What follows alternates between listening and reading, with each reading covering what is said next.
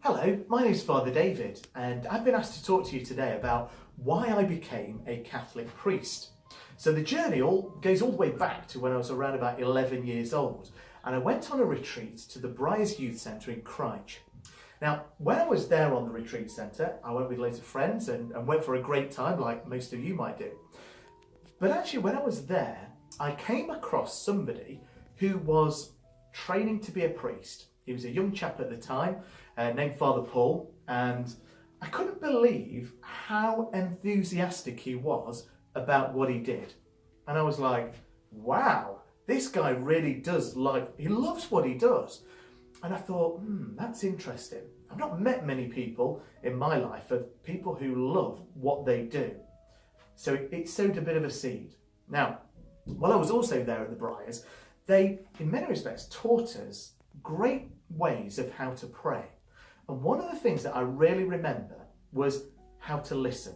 I'm not a great listener, I must admit, but they taught us how to listen in prayer.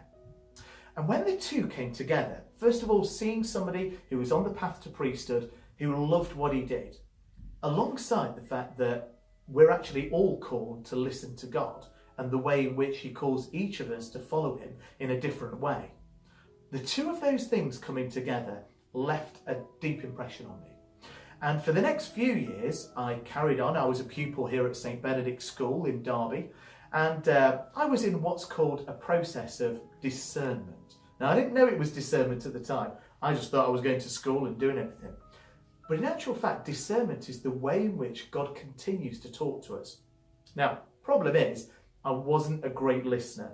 And although I went back to the Briars on different retreats, and there were different times of prayer in school, I don't think I was quite listening as well.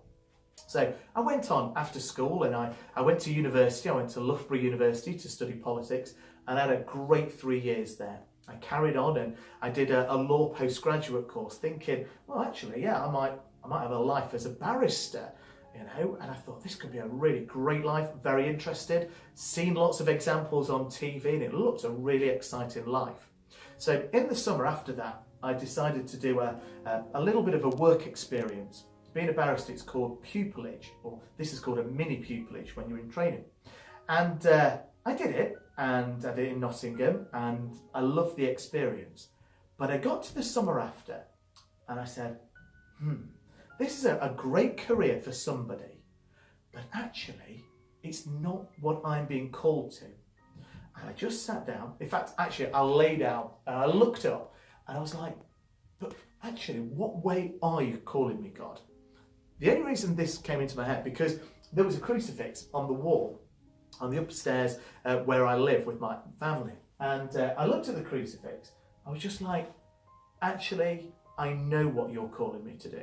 It's just about me properly listening to you and answering that call.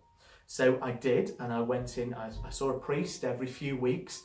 In fact, by sheer God incidents, it was the same Father Paul, because I thought, well, actually, I'll give him a call, see what he's doing now. He was down the road in Matlock, and we met up every few weeks. And what he did is guide me into actually listening to the way in which God was really calling me. Who are the people around me that are influencing me, and where do I see God and recognise it in my daily life? So I carried on that process, and at the end of it, I was like, right, I'm going to throw myself into that next step, which is actually the formal training to be a priest. So I did an interview and I was sent to Oscott College, which was very handy really because it meant I could get back for the Derby matches at the weekend on occasion. So that was really good. So I carried on there and I actually loved my 6 years training to be a priest.